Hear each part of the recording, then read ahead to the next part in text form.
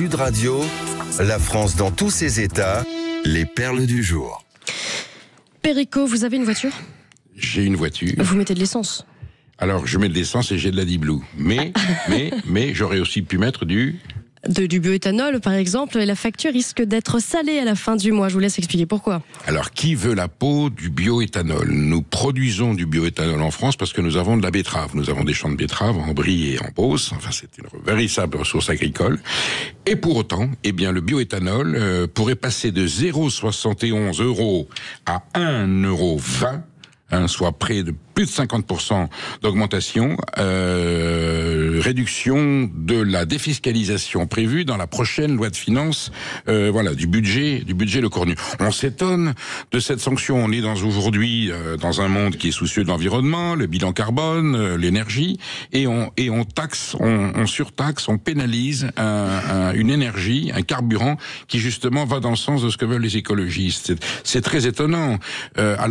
Quelle est l'origine de ce problème ? Alors, on suppose effectivement que les écologistes sont frileux sur le bioéthanol parce que on sait que le Brésil, qui est un grand producteur de bioéthanol, des millions de mètres cubes, procède à une déforestation sauvage de l'Amazonie et que le bioéthanol est un symbole anti-écologique au niveau du Brésil. Mais on n'est pas au Brésil, on est en Brie, on est en Beauce, dans la campagne française, on produit de la betterave. Donc, on s'étonne que Bercy, au lieu d'encourager l'usage de ce carburant qui est propre, en tout cas qui limite les effets de pollution et la dégradation de l'environnement, on s'étonne que Bercy, dans cette loi de finances, parce que c'est forcément des gens de Bercy qui le suggèrent, passer de 0,71 à 1,20 €, ça fait quand même très mal. Alors, est-ce que on va pouvoir interpeller les autorités ? Est-ce que à l'Assemblée nationale, puisque Sébastien Lecornu a dit que aujourd'hui la parole est aux députés au Parlement, est-ce que les parlementaires vont pouvoir inverser cette tendance ?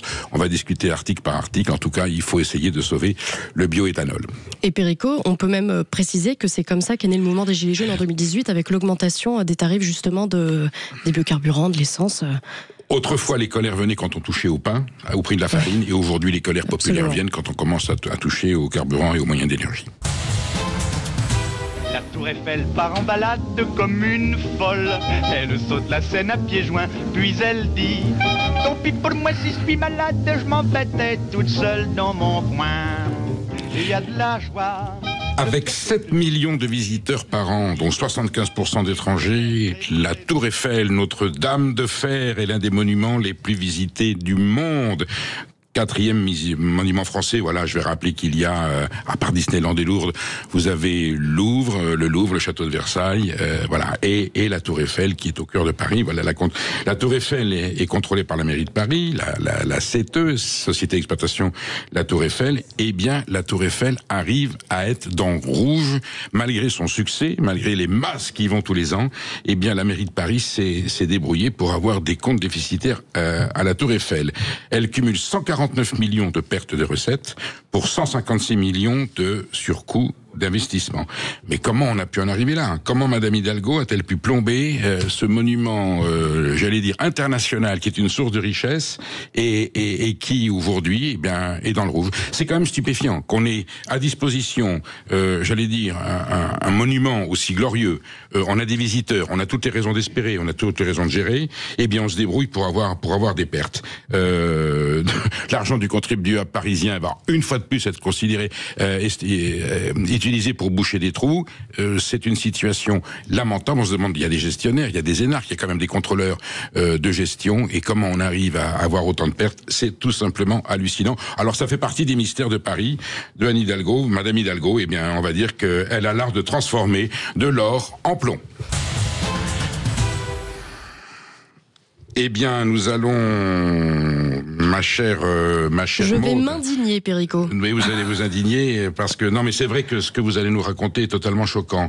L'histoire que vous allez nous parler d'un médecin qui a été agressé. Ouais, et ce qui me scandalise plus précisément, Perico, c'est l'audience qui va avoir lieu aujourd'hui au tribunal judiciaire de Bobigny. Un homme de 23 ans comparaît aujourd'hui en appel. Il est accusé d'avoir asséné un coup de tête à son médecin, le docteur Oulmeki, 64 ans au moment des faits. Une agression brutale qui avait complètement défiguré la victime victime, avec de lourdes séquelles, vous l'imaginez, triple fracture du nez, perte de l'odorat, évidemment, un sacré traumatisme. Mais même si c'est une deuxième audience, ça veut dire que la justice est passée une première fois. Oui, c'est ça qui est écœurant en fait. D'après vous, il a été condamné à quoi en première instance ? Je sais pas, 5 ou 6 ans, et voire du bagne à Cayenne. Ouais, à 3 semaines de travaux d'intérêt général, Perico, pour avoir tabassé son médecin dont le visage tuméfié avait fait le tour des réseaux sociaux. Donc vous avez bien entendu, pas de prison. Et le pire dans tout ça, c'est même pas la peine qui avait été prononcée, c'est l'attitude de l'agresseur pendant le procès. Je cite, il ne s'est pas excusé, il a passé son temps à rigoler pendant le procès. C'est ce que racontait le docteur Oulmeki juste après le premier jugement. La victime espère qu'aujourd'hui, la justice fera vraiment son travail, d'autant plus, Perico, que cette agression est loin d'être un cas isolé. Vous savez combien le Conseil de l'Ordre avait recensé d'agressions l'année dernière ? Je sais pas, 5 ou 600 1992 agressions de médecins en 2025. Ça veut dire que en 2024, ça veut dire que plus de 5 fois par jour en France, un médecin se fait agresser. Et en plus, ça continue à augmenter. Bref, à ce rythme, il y aura des travaux d'intérêt général tous les jours. Eh bien, j'espère que la justice va peut-être prendre conscience que ce genre de détails indignent les Français. Et on espère aussi. Et participe certainement à l'exaspération parfois électorale de nos concitoyens. Le résultat à la fin de la journée, on en reparlera. Bon, ne partez pas, on va vous parler d'un artisan merveilleux dans le Berry qui fait des sels.